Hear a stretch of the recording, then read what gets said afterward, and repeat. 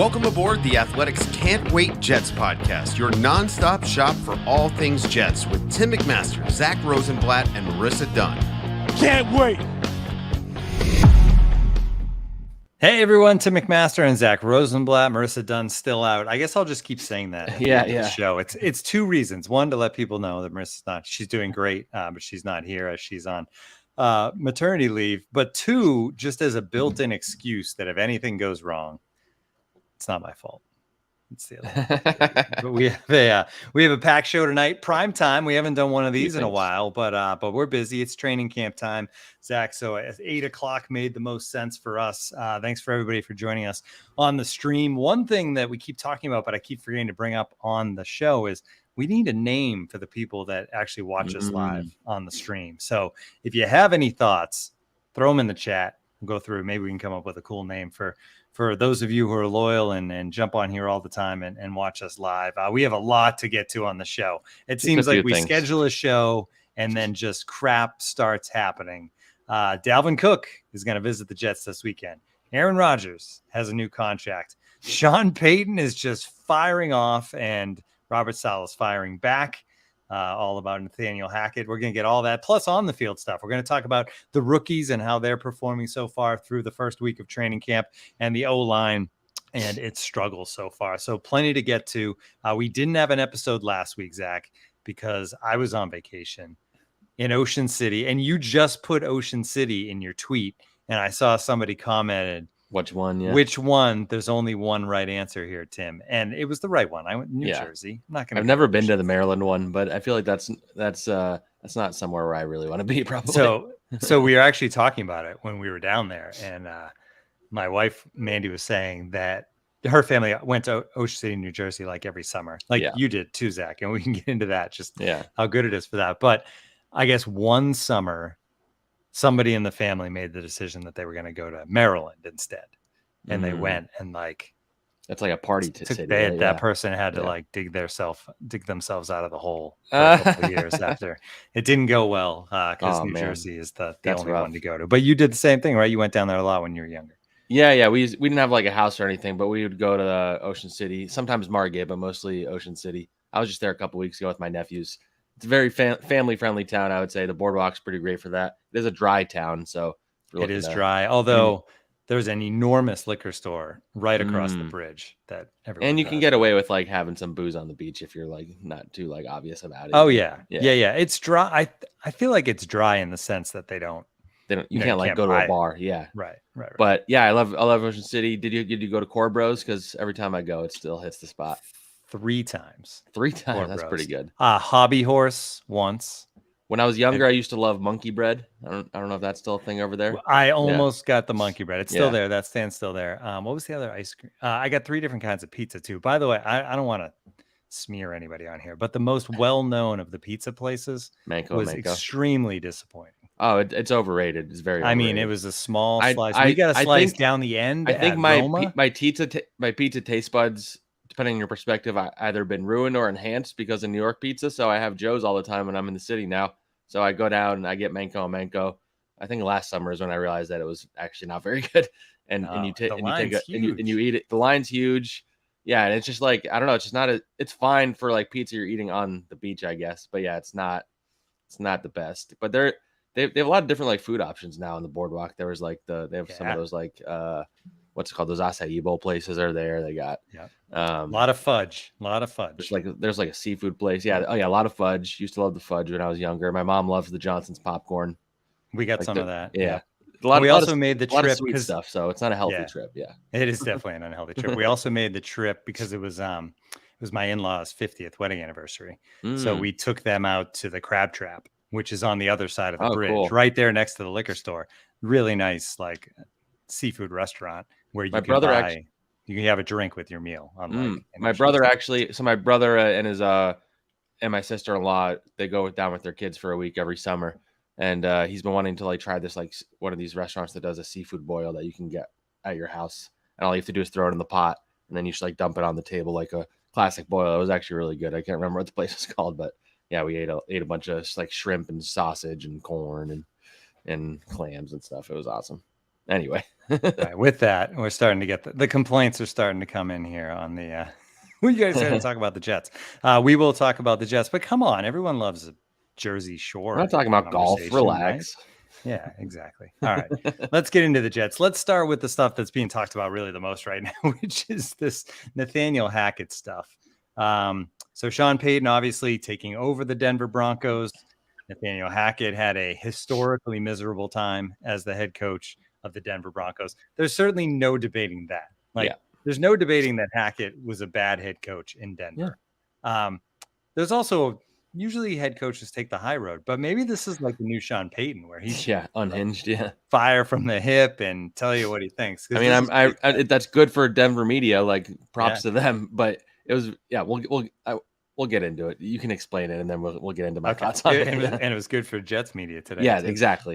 So here's Payton. If you haven't heard it, he said one of the worst coaching jobs in the history of the NFL. The offense, I don't know, Hackett. A lot of people had dirt on their hands. It wasn't just Russell Wilson. So part of this was defending his quarterback. I will say that a little bit. He got that in there. He didn't just flip. He still has it. This BS that he hit a wall. Shoot, they couldn't get a play in. They were 29th in the league in pre-snap penalties on both sides of the ball. So that was Sean Payton. And another thing he said that I forget where it was in the article, but he also essentially said, I'm going to do everything the opposite of what Hackett did last year, essentially. Now, Nathaniel Hackett is not the head coach of the New York Jets, so none of that is relevant really in any way to what's going on with the Jets. But obviously, I mean, the guy got called out. Plus he had a little comment about he had a comment in there about how the Broncos were focused on winning the offseason and he said, and then he alluded to the Jets being that team this year. So he basically took a shot at the Jets like being attention starved and all that stuff. And as you're about to get into, Robert Saleh looked like he was about to take the high road, and then he decided to address it anyway. I mean, he overall did, but he did, yeah. And then we'll talk about it. Here's Robert Saleh today. Well, I'm not going to acknowledge Sean on that. He's been in the league a while. He can say whatever the hell he wants. But as far as what we have going on here, it's I kind of live by saying if you ain't got no haters, you ain't popping. So hate away. It's obviously we're doing something right if you got to talk about us when we don't play you till week 4. And I'm good with it, but the guys in our locker room, they've earned everything that's coming to them, and really excited about what's going on. I think Hackett's doing a phenomenal job here. The coaching staff is doing a phenomenal job, and we're focused on us. I get it. There's a lot of external noise. There's a lot of people who are hating on us. There's a lot of people looking for us to fail. There's a lot of crows pecking at our neck. But all you can do is spread your wings, keep flying high until those crows fall off and suffocate from the inability to breathe. It's a whole nother analogy I'll get into later. But really, really, really excited about the group we have, the coaching that's going on, but I'm going to keep our focus on us and making sure that we're prepared every single day to do the best we can and learn from our past and grow with every moment that we have. No surprise, the follow-up question was about that crazy analogy. So, Zach, it was actually on his way out of the press conference. Oh, it was? Okay. So he was like, it's not on camera. It's fine because the PR guy wanted him to stop talking. By the way, I was just thinking we should have had Bo Wolf on here to be a bird expert for this analogy, to be honest. Yeah, that's a failure. We can get him back on, honestly. I feel like that would be worth it. Just get him to translate it in terms of bird stuff, because play him the clip. And not to get too deep into bird stuff, but I'm pretty sure crows are supposed to be very, very smart. Is my understanding. They're the smartest bird. I think they communicate with each other and they can understand things. And I saw something about they have bird funerals for each other. Is this all research you've done since today? Or I saw some tweets about it, but I also watched there's a show called Beef on Netflix, and in the finale there's this whole beginning of an episode is crows talking to each other and stuff, and it was very weird. And then when I was reading about it, it's about how they actually are very smart. Anyway, so I couldn't hear my recording completely well, but I believe what Saleh was saying is when crows are trying to peck at, they're the only bird that can get to eagles or something, and so when they're pecking at them, eagles will just fly up so high that the crows can't even reach them, and then I guess they suffocate from trying to reach them or something is the idea. I think that's where he was going. So he's basically, I think the idea is we're above that, and they can keep trying to come at us, but we're above it, kind of thing. But I don't know that he handled it well. I think the response from fans has been unanimously positive. Everybody loves it. I think. Oh yeah, it was good. That was great. Like I feel like Robert Sean Saleh Payton wins, right? Like Oh, there's totally. no question about that. Like there was if you read the stories in the beginning, it's like Sean Payton had all those quotes ready to fire off the hip to Jarrett Bell, who did a great job for USA Today. I don't really get what Sean Payton was trying to accomplish here. Like I get the Broncos side of it to a degree. Like I don't know that you need to like directly crap on the coach. Like I've heard coaches refer to like the previous. Obviously, if you replace a coach, there was something wrong with what was there before. But like I don't know. I have a feeling it rubbed a lot of people the wrong way what he did there. I get that he was there was a little bit there, right, where he was defending Russell Wilson. But he went way past. But he's also talking about like, winning the offseason and stuff like that. But like you're also like making this whole story instead of just going out there and making it happen. Like you're supposed to you're the coach. You're supposed to let what you guys do on the field do the talking for the most part. And again, I'm not like against this because this is awesome, and coaches talking smack about each other is not something you see very often. And so I think this is great. Billy Turner, actually a Jets offensive tackle who played for the Broncos last year, played for Hackett in Green Bay and Denver. He posted something on Instagram. I tweeted it out. Let me read it. It includes a curse word. So if you have a child near you, I guess. Okay. Yeah. Here it says he was screenshotting, the quote about he was the worst coaching job ever. He said, "Seems like someone started training camp and is trying to soften the blow after realizing what he's in for this season. Fucking bum. Hashtag Bountygate. Hashtag childish." Oh, Bountygate, bringing that back. Yeah. I don't know. It's I mean, he's not. Billy Turner said an extreme version of it, but like the Broncos haven't proven it that they're better in any way whatsoever. Like for all we know, Russell Wilson is going to be bad again. Like it was just a very bold strategy by Sean Payton, where he kind of put a target on his back in a way. Because the fact is, maybe he didn't like that not enough people were talking about the Broncos. Like I don't really know what his end game was there. The Broncos obviously had a lot of problems. Nathaniel Hackett was not a solution to those problems, clearly, and they had a lot of other stuff going on. And I'm sure he could have done a lot of stuff better. The Athletic had a story about everything that went wrong in the offseason in Denver. A lot of it had to do with the Russell side of things too, where he was kind of given free reign, kind of like Aaron Rodgers in Green Bay. His whole group, and he had the whole office thing and all that. Anyway, it's all just like late July noise, unnecessary noise. I was just very curious when we got to that press conference because we were joking to the reporters. Like as the day piled on, there was like more and more things that we had to ask him about, because you start the day seeing that the Dalvin Cook thing comes out. I believe that was this morning as well.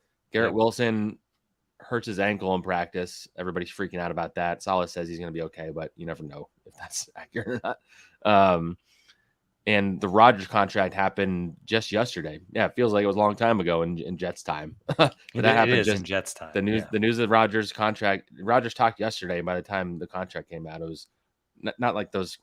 He did talk a little bit about how long he wants to be. Or not. Anyway, so that's like 4 pretty major things in Jets land.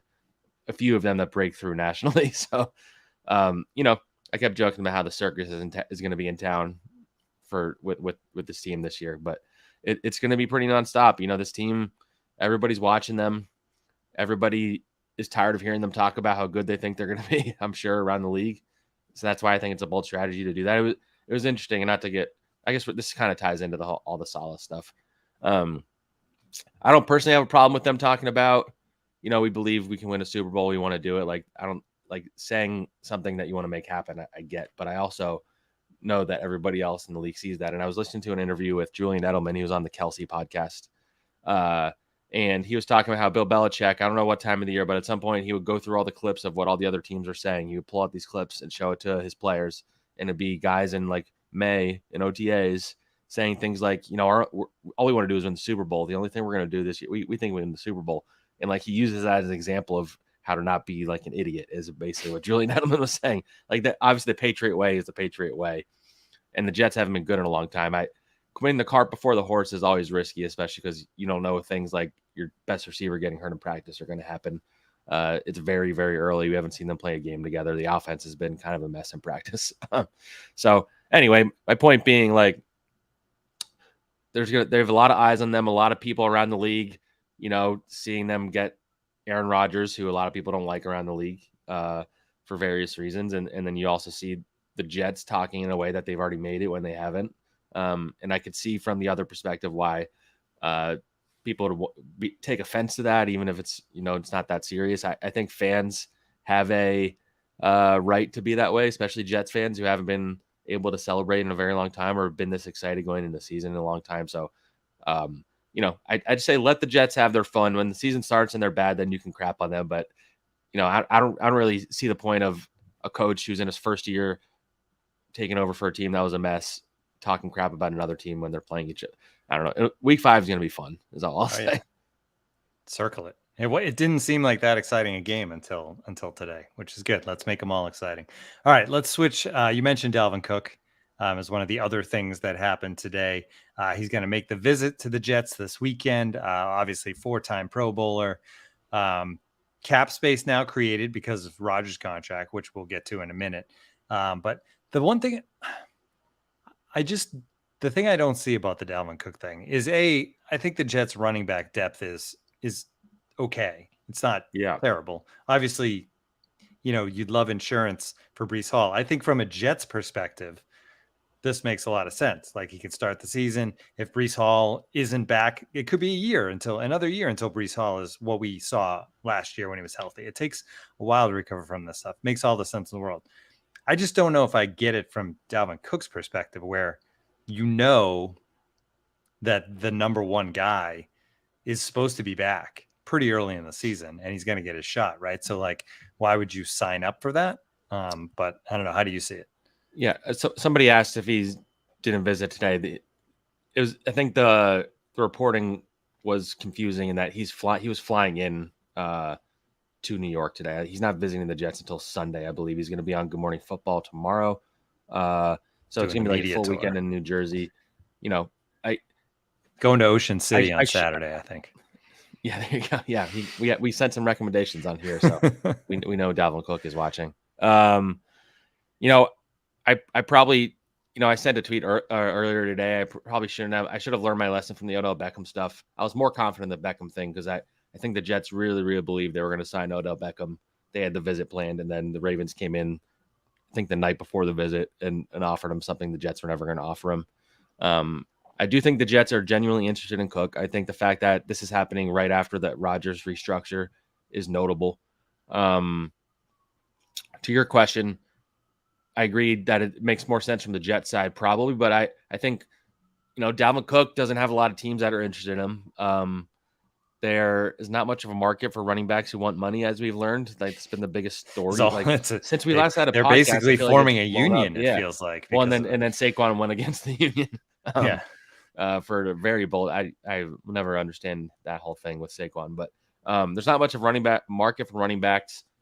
By all accounts, it's just the Dolphins and Jets as of now. There was a report he might visit the Patriots. I don't know if that's just to scare the Jets into paying him more, or if it's the opposite. He's trying to scare the Patriots or Dolphins into paying him because he's going to the Jets building. But I do think that if the Jets offer Cook what he wants and they both can come to an agreement, like, I wouldn't be shocked, and this is why I tweeted, I wouldn't be shocked if he wound up with the Jets at the end of his visit. I'm not saying I have that, like, a lot of confidence in that, and definitely not as much as I did with Beckham, and that didn't even work out. So, take this with a grain of salt. But I know there are people in the building who want him for sure. It's been a matter of price this whole time. If his price is still 7, 8, 9, 10 million, I don't know if it's going to happen. Douglas can structure it in a more creative way now because they mainly cleared space next year with Rodgers' deal because it was like 100-something million next year. Now it's, I think, like actually I have it right here. His cap hit 107.6. Yeah, now it's 17 million, so they basically saved $100 million next year. Yeah. I think they have a decent amount of cap space. So if you wanted to sign Dalvin to, a fake 2-year deal or a 1-year deal, and you have a void year and you're able to spread it out a little more, and then maybe you're more comfortable with a 7 or a 6, then yeah, I think they might be able to reel him in. But to your, this is a long way of answering your question, which had nothing to do with any of that. It's why Cook would going to come here. And I think he might see an opportunity, number one, for a team that's competing for a Super Bowl. Number two, I don't think Breece Hall will be himself right away. So there's a chance for Dalvin Cook to, like, carry the load the first half of the year. And if he's, he's been saying that feels as healthy as he has in a long time because his shoulder was a problem before. if he's getting like a really good workload and he's going off, then in his head, like, why would they bench me at that point? So maybe that's what he sees. And you compare it to the other situations. The Dolphins have a few different running backs. He's probably better than all of them, but they have Jeff Wilson, Raheem Mostert, and they drafted a guy. I can't remember his name. He's very fast, and people are very high on him. And the Patriots have Ramondre Stevenson, who I think is like, talent-wise, a top 10 running back. So they confuse me, but that is a Patriots type move to just, especially when they decided not to go after a receiver. Yeah, exactly. So I don't really see it with those other two teams as much as I do the Jets, who I think in theory want to be a running team, or at least a team that, plays it safe when it has to, can run it down your throat. They're a team that they're acting as if they believe they're going to have a lot of leads. And if you have a lot of leads, that means you're going to run the ball more. So maybe they view it as a two-headed monster and they can ease Brees back this year before he takes over completely next year. I don't know, but there's definitely a possibility about Dalvin Cook ending up with the Jets for sure. Yeah, it'll definitely be interesting, worth monitoring. More big news. It's something we've talked about since the moment he was released, but it felt for a long time like it wasn't really going to happen. So we will see what happens come Sunday. All right, let's talk about that Rodgers contract. We've kind of gotten into it here, so I don't know how much more we want to add, but 2 years, $75 million, spread out over 5 years.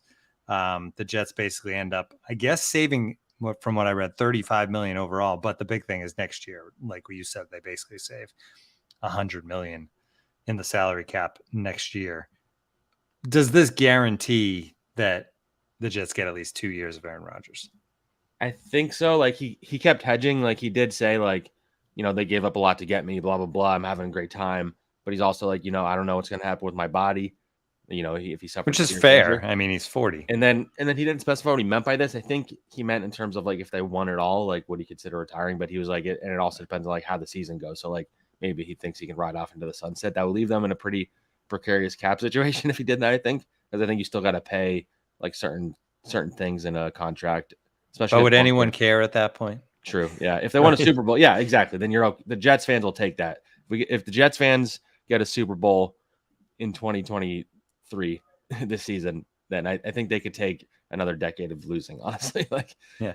I mean, in the moment they wouldn't love it, but I think if you ask them right now, they would take that. Absolutely. So, yeah, it's, I think it shouldn't be understated what he just did. Like in the moment, I didn't even like process it completely because I don't know if in any sport, and maybe somebody can correct me about this, if a player has given up $35 million guaranteed in a contract to help a team that he's on, like that's so much money to give up, especially with like, even if you just remove the number, like even like more than a few $1 million, like has that ever happened in any sport? Like I can't imagine that it has. Like guys have taken pay cuts in the NFL because they knew they were going to get cut anyway, kind of thing. But this is a guy that sat down and said, look, I'll give you guys $35 million and I'll give you 2 years. And like that. And I think that's why the Jets were like, a lot of people not in New Jersey were freaking out about the trade value they gave up because, we don't know if he's going to play more. They don't know if he's going to play more than you. Why'd they give up the first round pick next year or whatever, if he plays the right amount of snaps. But I think from the beginning, the Jets had a good feeling that he was going to stay. And then I think they've known, I don't know, maybe not the specifics, but they've known how much he was going to help them for a while now. And they've been working out the details and all that. And so it's pretty monumental. He won over, if he didn't have a lot of fans in New York already, he certainly did after that. And now they have to go out and win. That goodwill will go away pretty quick. And then all of a sudden, if things go badly, then all of a sudden fans might look at it the other way, like we're paying $75 million to this old guy who's no good anymore. And then that's, the mood will change really fast. But I'm pretty shocked by this. And, my initial thought, just because maybe my head goes negative first for some reason. And then when I think about it, I think about it in a better way. I was like, oh, they're going to have to pay him for 5 years. That's my first thought. But I think you take it. It's spread out pretty good. I mean, it's a decent amount of money. The cap's going to go way up. You'll take this 100 times out of 100, especially because, they needed to restructure that deal in order to survive next year. Yeah. So I give props to Aaron Rodgers again. He's doing all the right things here before he actually gets on the football field for the first game. That's when we'll really see how things play out. All right, let's get to the football on the field a little bit. You wrote an article. You can find it on theathletic.com. If you go theathletic.com/can't-wait, you can sign up for 12 months, $1.99 if you're a new subscriber to read that deal. Good deal. You got an article on rookies at camp, and you go deeper than this. We're going to talk about 5, but you go through pretty much all the guys out there and how they have kind of impressed or not impressed so far. Let's start at the top of the draft and work our way down. Will McDonald, I guess from what I'm hearing, he is what we thought he was, right? Which is not yet a finished product, but a guy that has a clear right away skill set, at least on some downs. Yeah, I'll say he's even really maybe thinner than I thought he would be when training camp started. He definitely has to bulk up. They cannot put him in on running downs at his current weight and kind of playing style, but like he has really, really quick get off the line of scrimmage. And, you know, in practice, there was one point where I was watching a drill where they had Will McDonald, Bryce Huff, and Jermaine Johnson all lined up together. And like all 3 of those dudes are so fast off the line. And I can't imagine many teams have that kind of speed at defensive end. And they also have Carl Lawson, who's no spring, who's no, whatever the opposite of spring chicken is, I guess. I don't know. Whatever that expression is, you know what I'm saying? Or he is a spring chicken. I don't know. Anyway, and they have JFM, who's not fast, but their depth at defensive end is just so ridiculous. And that's just emphasized by, Will McDonald, he was out for a few days because he had a knee contusion. And when he came back, it was like he didn't miss a beat. He was getting around the first and second team offensive line groups. The tackles have been an issue, which we'll get into. But yeah, he's looked really, really good the last couple of days. And one of the things that Saleh hyped up when they drafted him was his long, somebody said the opposite of spring chicken is summer duck. That's pretty good. Saleh hyped up like how long his arms are and how, he's able to force a lot of fumbles in college because of that. And I saw a play like that against Rodgers. He got around, believe it was Billy Turner when he was right tackle, got around him, and in a game he probably would have forced a strip sack on Rodgers. So he's got the length, he's got the bend. Dan just said I called Carl Lawson a chicken now too. Jeez, this is a rough night for me. But yeah, and Taylor said McDonald sounds like a rich man's Bryce Huff. I think he has the potential for that. He's long, like size wise, they're very different. But to your point, yeah, I guess rich man's would make a lot of sense. Yeah, so. McDonald's exciting. He's an exciting prospect. I'm curious to see how they use him this year and if he makes an impact right away. All right, moving on to number 2 is next round, obviously. Joe Tippmann, so far down the depth chart a little bit, but how has he actually played? Yeah, it's hard to say completely because they're clearly easing him into things while he adjusts the NFL. He's a different body type for a center. So I think there's some development that needs to be done there, but it seems pretty clear that it's Connor McGovern's job to lose as of right now. I thought that maybe they would have given Tippmann more of a chance, but so far it just does not seem like that. And the longer we get into camp and Connor McGovern's getting all the snaps with Aaron Rodgers, he's getting the comfortability with that. Aaron Rodgers is not going to switch from a veteran that he's gotten all the snaps with to a rookie who's never played in the NFL if he has never practiced with him. So it's we're getting, it's still early in camp. Like most teams just started this like yesterday. The Jets have been in camp for over a week, so it feels exaggerated. So maybe that extra week was what they were using to develop him a little bit. And then as you check back in with me as we get into next week, the Hall of Fame game, we get into the joint practice with the Panthers, joint practice with the Bucks. If he starts getting reps with Rodgers, then I'll feel better about Tippmann's chances. But as of now, I think they clearly just are trying to see if he's ready to handle the NFL because Wes Schweitzer's been getting the second team reps. He's had a few bad snaps, but he's a veteran that they trust. So yeah, Joe Tippmann still has a little ground to make up, is what I would say. All right, Izzy Bonaconda, running back. How's that going? Yeah, obviously with the Dalvin Cook possibility here on the horizon for sure. I think he had a little rough start to camp. Had some drops, had some fumbles. Saleh said the biggest thing, especially with running backs that he sees for rookies, is like their adjustment in terms of the playbook. They're adjusting to a very different playbook, and he looks for a sense of urgency from running backs. He's like he needs more of a sense of urgency from Izzy, but he's definitely the most explosive of their backs they have, not named Breece Hall. I would say he's shown that. He had like a 60-yard touchdown run the other day. I still think he has a chance to be a pretty good player. He's another one that he's young. He needs to be developed, and so the preseason games are going to be big for me, seeing how ready he is too. Carter Warren, offensive tackle. Obviously, it's something they need. Yeah, Carter Warren. Yeah, they're pretty banged up at tackle. Dwayne Brown hasn't practiced. Mekhi Becton, who we'll get into, hasn't practiced the last 2 practices. So, the first team has been Max Mitchell and Billy Turner. And then Carter Warren, especially when Becton hasn't been in there, is beginning second team reps at both left and right tackle. So,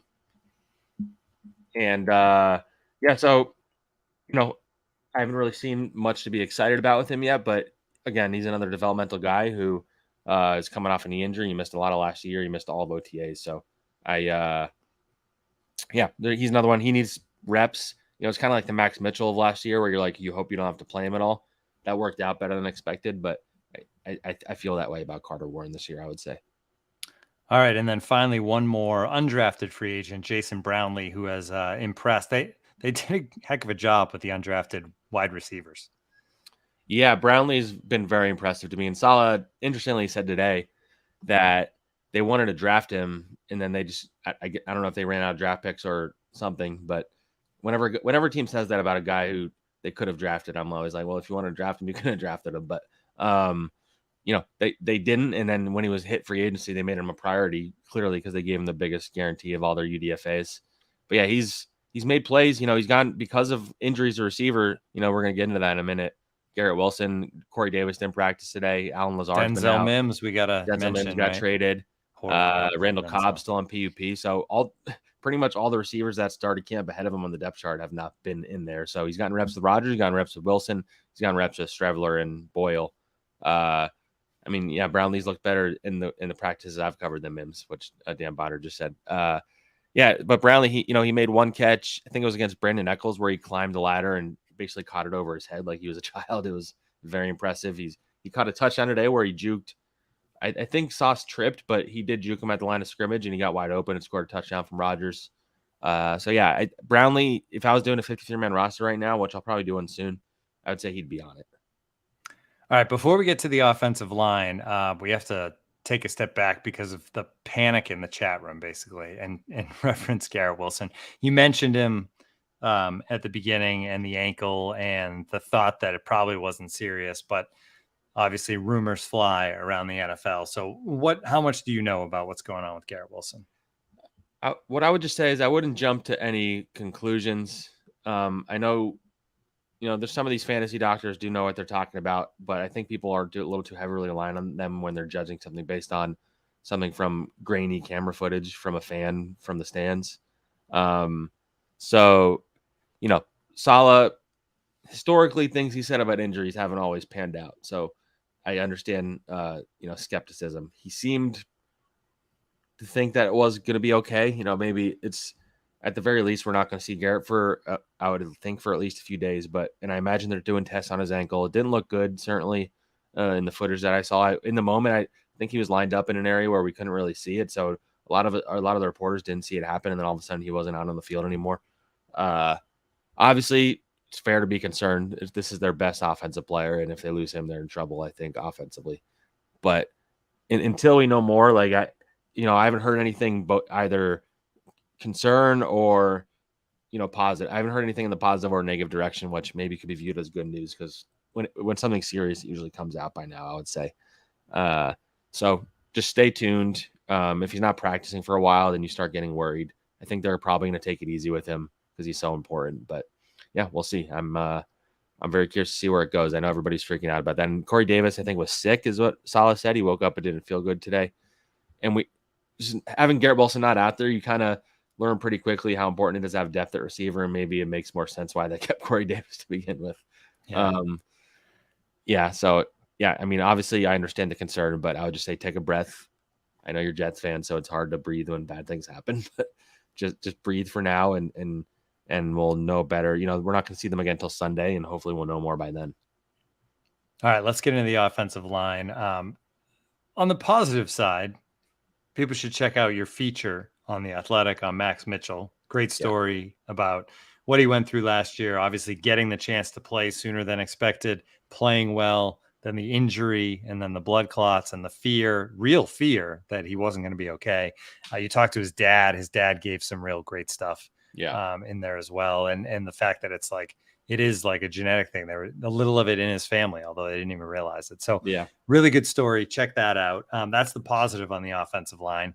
The negative is what's going on in the field, which is obviously guys coming back from injuries and guys just getting dominated by this defense, which on one hand, it's a great defensive line. So they should struggle against it, but you're going to have to get it done in the NFL come season. So, but let's start with Becton, I guess, because he didn't practice today.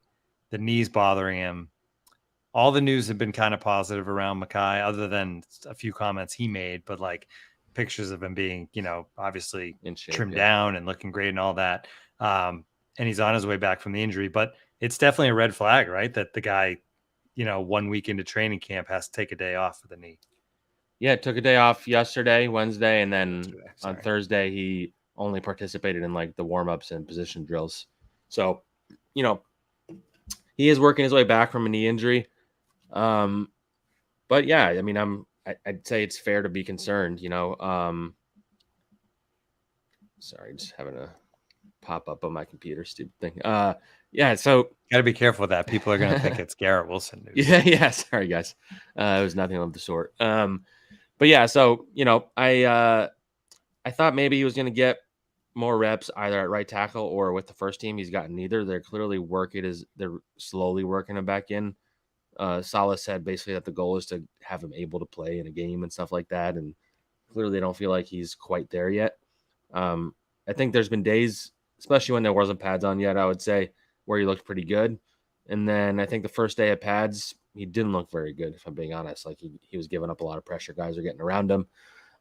So there's a lot of ground to make up for him. And, this kind of goes back to what I'd been saying all offseason. Like talent-wise, he's very talented and probably the most talented, guy that in theory they have because of his size and athleticism. But he had a lot to prove in terms of where he's at as a football player, health-wise, staying healthy, shape. And so far, we haven't seen anything to like say that he deserves to be a starting tackle. Certainly not a right tackle. And the problem is their other tackles haven't looked very good. So it's like a lose right now. But they've rotated guys on both sides. Dwayne Brown's not there, so it's kind of like a weird situation right now. Not a lot of continuity. New offense. I don't know if Billy Turner should be a starter. Probably. He's probably better suited as a swing tackle. And right now he's been running with the starters. Max Mitchell's looked a little better, but still bumpy. He's coming first like real football he's played since he had that crazy blood disorder that you were talking about.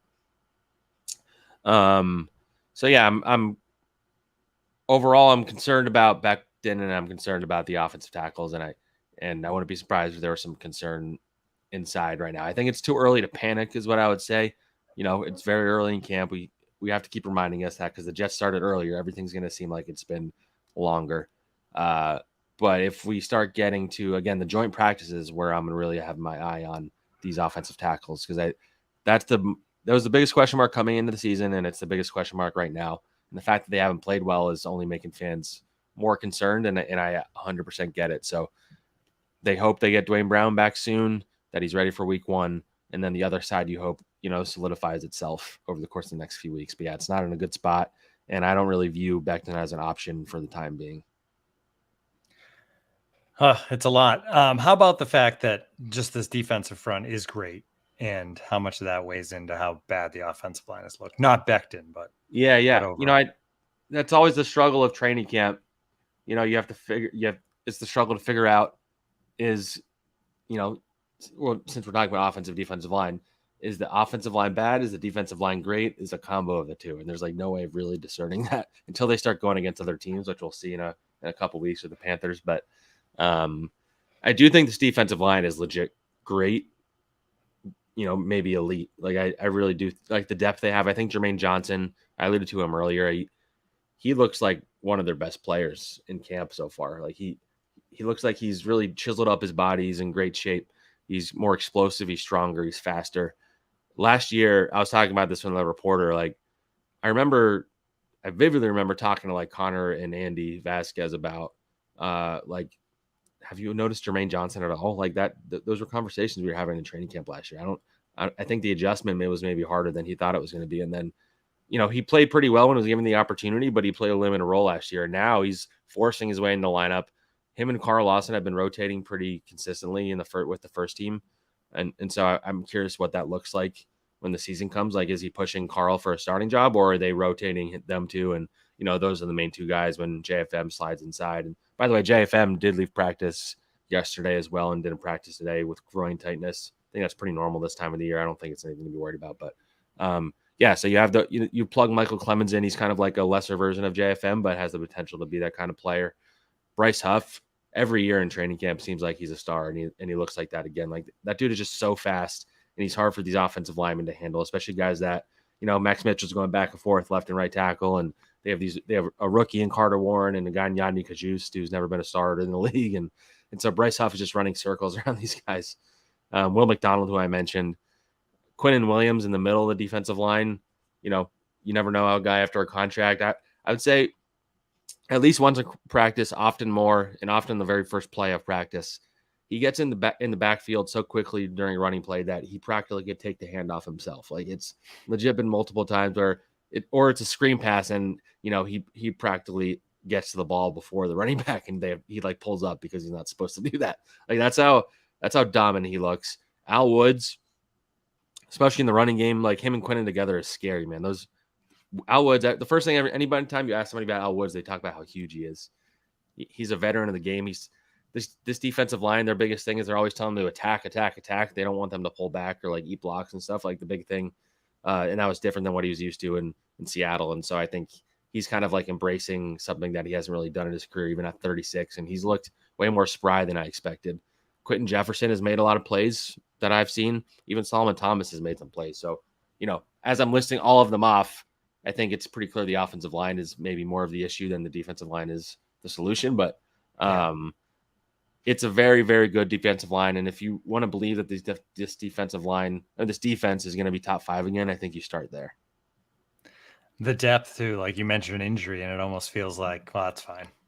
Don't worry about an injury at that position. Other than Quinnen, that would be the one that you'd worry about. Yeah, Quinnen for sure. But I mean, you're totally right though. Like that the group as a whole, especially because even defensive tackle, you could slide Clemens over, you can slide JFM over even full time if you really needed to. So they're in really good shape depth wise, and Joe Douglas, you can criticize him for the way he's built the O-line, I think, but the D line, he's done an amazing job. All right. So the week ahead here, you mentioned you're not back with the team until Sunday, but how does this next week play out leading up to Hall of Fame game, the first Hard Knocks, right? August 8th. That'll be the next week. Yeah. So that'll be a week from Tuesday while we're in Carolina. They're going to have a lot of, there's going to be so much footage for them to, I guess that it's always like that for the first episode, but I realized today that, by the way, that I canceled my subscriction to Max HBO? like a year ago. Really? So many good shows on HBO. You think I can expense that? I wonder, it's a good question. We need it for the podcast, so right, just for 2 months, even. Yeah. No, I know. I watched all the famous shows that have been on there, but for some reason, like a year ago. Shocker. But anyway, I'll have to re-up. Yeah, you will. Well, it's funny. The Jets have been like teasing stuff from Hard Knocks today, so I guess they've like warmed up to the thing. So they had like a poster of the season, and then they had a clip of Garrett Wilson and Sauce going at each other, which I felt pretty good about the idea that would be like a heavily featured thing. It sounds like Sauce is going to be pretty into it. I saw somebody quote him on his ESPN radio interview where he said they went with him for his Cincinnati graduation or something. So I imagine Sauce is going to be pretty heavily featured. It'd be interesting if they get into the Sean Payton stuff. I imagine they will. I imagine they will because of the timing of it.